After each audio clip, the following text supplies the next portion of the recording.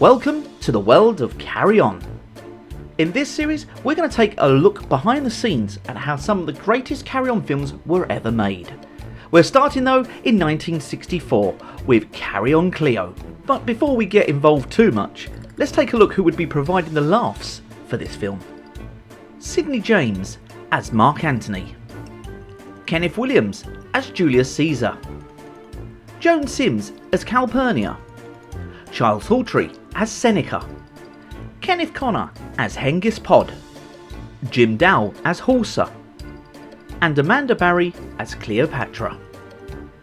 Carry On Cleo was the 10th Carry On film to be made. Whilst there was only a small cast to fill the gap, it come alive with the glorious sets and costumes that were on display.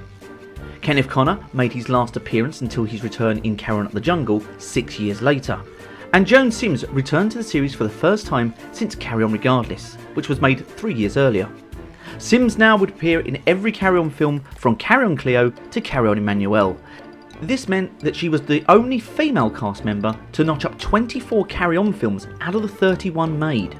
Filming for Carry On Cleo commenced on the 13th of July and ran until the 28th of August 1964, giving its cinema premiere on the 10th of December of the same year. And as usual, the film was shot on a shoestring budget, meaning that the sets and costumes that were originally intended for Cleopatra, a film that was made a year before Carry On Cleo, starring Elizabeth Taylor and Richard Burton, were used. There was also trouble with the original poster artwork, which was withdrawn from circulation after 20th Century Fox successfully brought a copyright infringement case against any distributor which was found to use the design, the hand painting that everyone's used to. For instance, this poster. And subsequently, this is the poster it was replaced with.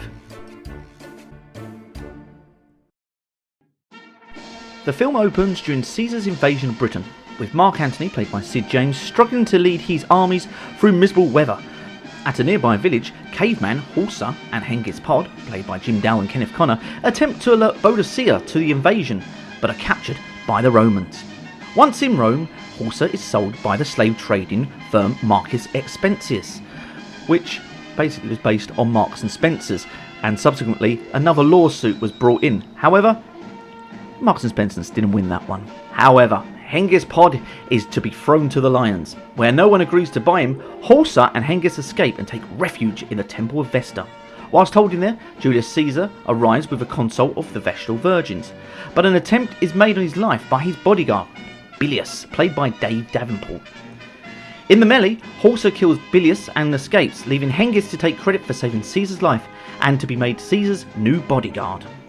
When a power struggle emerges in Egypt, Mark Antony is set to force Cleopatra, played by Amanda Barry, to abdicate in favour of Ptolemy. However, Mark Antony becomes besotted with her and instead kills Ptolemy, off-screen, to win her favour. Cleopatra convinces Mark Antony to kill Caesar and become ruler of Rome himself so that they can make a powerful alliance together. After succeeding one another, Mark Antony agrees and plots to kill Caesar. Caesar and Hengist travel to Egypt on a galley, along with Agrippa, from whom Mark Antony was convinced to kill Caesar. Meanwhile, Horsa has been recaptured and now a slave on Caesar's galley.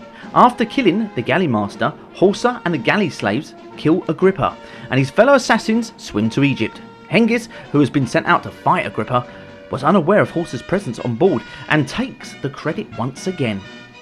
Once at Cleopatra's palace, an Egyptian soothsayer, played by John Pertwee, warns Caesar of the plot to kill him, but Mark Antony convinces Caesar not to flee. Instead, Caesar convinces Hengist to change places with him, since Cleopatra and Caesar have never met.